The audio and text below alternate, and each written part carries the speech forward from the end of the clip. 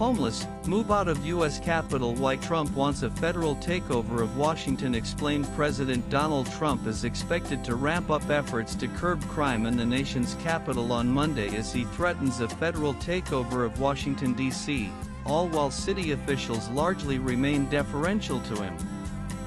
The event comes after Trump launched a surge of federal law enforcement in D.C. over the weekend that up to 450 officers were expected to participate in, according to a White House official. And according to CNN, plans called for as many as 130 FBI agents to patrol with D.C. police as part of the increased federal presence, according to a one-person familiar with the plans, which were first reported by the Washington Post. A primary part of their job will be driving around the city, running license plates for stolen vehicles and warrants, a source familiar told CNN. It's not typical for FBI agents to patrol with local police, Trump said over the weekend that he will hold a press conference at 10 a.m. Eastern Time on Monday, teasing that the event will, essentially, stop violent crime in Washington, D.C. I'm going to make our capital safer and more beautiful than it ever was before. The homeless have to move out, immediately. We will give you places to stay, but far from the Capitol, Trump said in social media post on Sunday.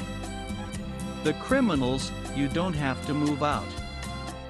We're going to put you in jail where you belong. In crime and public safety concerns, Trump has repeatedly cited violent crime, carjackings, and youth violence as justification for federal intervention. He has described the city as totally out of control and one of the most dangerous cities anywhere in the world, despite data showing a significant decline in violent crime and homicides, homelessness and quality of life issues. Trump often points to homeless encampments, graffiti, and overall disorder, especially in high-profile areas, as reasons why D.C. needs stronger oversight. Image of the national capital. Trump emphasizes that foreign dignitaries such as Macron, Starmer, and Xi might witness unsightly scenes like tents on the lawns. He wants the capital to reflect law and order and flawless presentation. Trump has alleged rising crime in D.C. But so far this year, overall crime numbers are lower than last year's, according to a preliminary year-to-date crime comparison from D.C.'s Metropolitan Police Department, following a similar trend of declining crime rates in major U.S. cities. Meanwhile, the local government has largely stayed deferential to the president amid his threats, avoiding the wrath of Trump, who was often at odds with the city during his first term. 5 days after Trump began threatening to take over the city, Washington Mayor Muriel Bowser told MSNBC that D.C. is undergoing a massive spike in crime. She also pointed out that the D.C. National Guard is the president's National Guard and highlighted her shared priorities with Trump, who she said is interested in being in neighborhoods and fighting crime. The Democratic mayor, who abstained from criticizing the president directly during the interview, thanked federal law enforcement agencies who always work cooperatively with us, and we expect that they will again. In his second term, Trump first suggested a federal takeover of the city in February, saying it should be run with law and order. He renewed his focus on crime in D.C. last week after Edward Coreystein, a former Department of Government Efficiency employee, was assaulted in an attempted carjacking. After that incident, Trump told reporters he is considering having his administration take over the Metropolitan Police Department and bringing in the National Guard.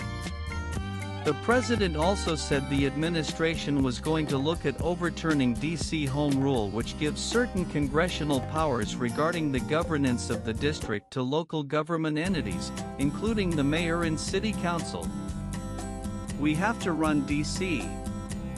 This has to be the best-run place in the country, not the worst-run place in the country, Trump said Wednesday. The Trump administration can take over the D.C. Police Department, which the president has said he's considering, and deploying the National Guard. And under D.C. Home Rule, The president can take control of the city's police for 48 hours if he determines that special conditions of an emergency nature exist which require the use of the Metropolitan Police Force for federal purposes.